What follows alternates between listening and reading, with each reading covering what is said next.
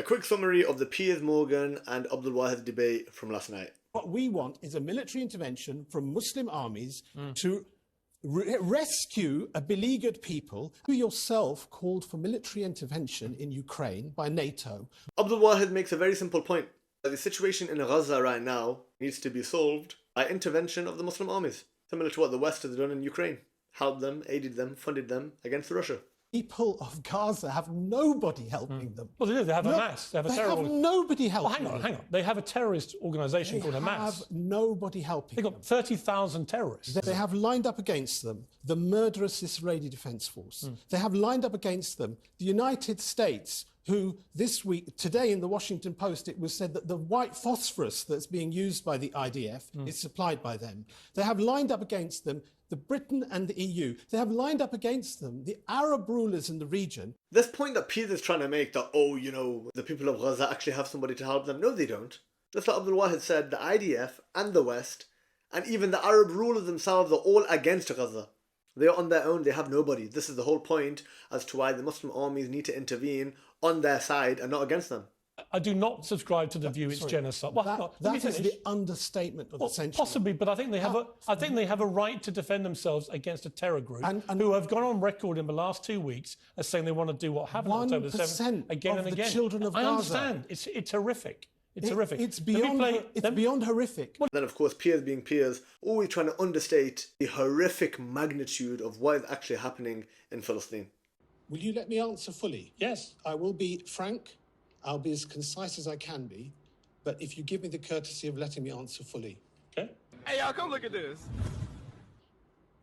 I will defend the right of the Palestinians to resist an occupation. When you look at that... It's not resistance. Reoccurring theme that you will find in this debate, which is actually a one-sided discussion where Piers does not even allow Abdul Wahid to speak. He doesn't allow him to respond. Even after saying that, yes, I will allow you to respond, 7 seconds he gets. 7 seconds that he's allowed to respond. I think what it really shows is that you're too cowardly to allow Abdul Wahid to respond, and so you keep cutting him off time and time again because you actually fear the ideas that he's going to come with. Do you think what happened that day was a terrorist attack? When people look... Do you? You know, the word terrorism has become so... politicised. Actually, not really. The word you can terrorism, be deeply sympathetic to the plight of Palestinian civilians, which I am, by the way, and have expressed many times. What you can't do is be weaselly mouthed about what happened on October the 7th. I asked you to That let me was finish. a grotesque I will terror ask attack. you to finish. Yeah, but you're equivocating about it being a terror attack. The word terrorism, by the way, in India last month. We're going to talk about India. Talk about what's happened The word here. terrorism in India.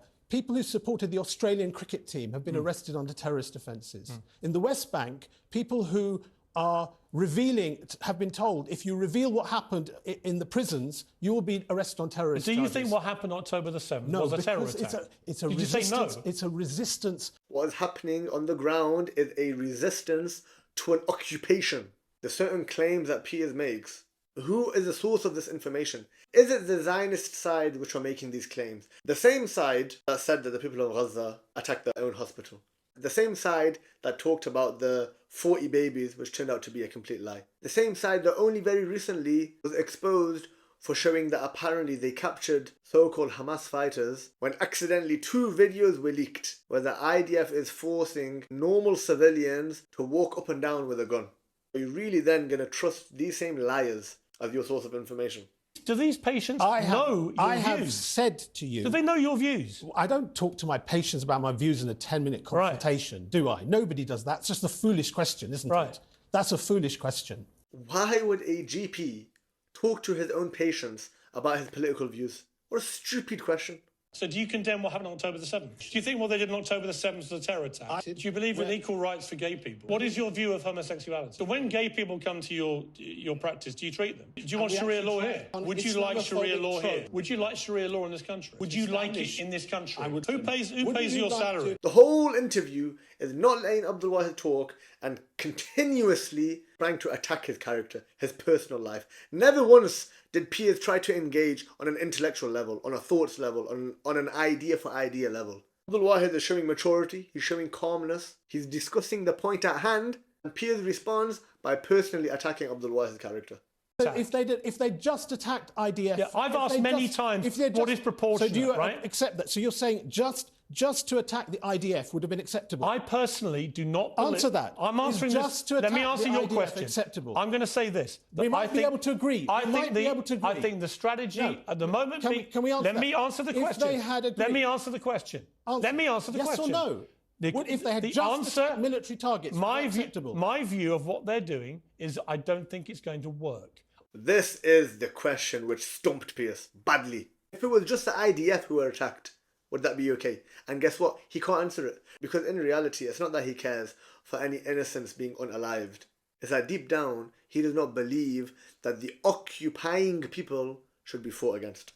In May 2023, Luqman Hakim, who's a prominent member of your organisation, called for an end to the secular orders. Nice one, Piers, for that mention. Next time you mention my name, can you at least mention my @? Because, you know, man's trying to get a few more followers here, you know what I mean? Do you want Sharia law here? I Side don't want by this country side to in the live under Middle East. Sharia law.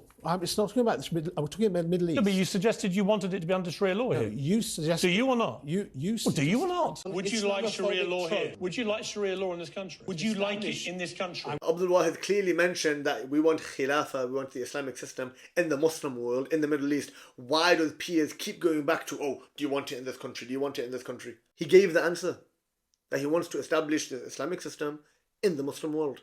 Why are you so adamant to continue asking him a question that he's already answered just to suit your own narrative, just to try and push some kind of agenda? What? What's funny? What's funny is your approach of question. Why? Honestly. Just answer the question. When Abdul Wahid starts laughing, Piers just keeps getting more frustrated. And if you look from the very beginning of the debate till the very end, he's just getting more and more frustrated. And Abdul Wahid is actually getting more and more relaxed and calmer. And this actually frustrates Piers even more. Why do so many women become Muslim these days? Why do Because they so want to many be women in the oppressed. West? Is that what you're going to tell me? No. Why do so many Muslims... Because they want to be oppressed. Because they want to be oppressed. Wallahi, this has exposed Piers Morgan's Islamophobia. It has exposed his hatred for Islam. And he got frustrated to such a point that he ended up exposing himself. You've been enlightening with your responses. You may not realise quite how enlightening, but you might find out when you see the reaction. Now, I don't want to read into this too much, but was that a threat? Are you threatening your guest? Because it sounded like a bit of a threat to me. All in all, alhamdulillah, I think it showed Abdul Wahid's integrity, his calmness, his extreme focus on the points at hand, and his ability to showcase the views of Islam and Muslims without compromise. And that Gaza does need military intervention from the professional armies of the Muslim world. Mr. Morgan here went from Piers uncensored to Piers unravelled. And just a word of advice from myself. When you bring a guest on, allow them to speak.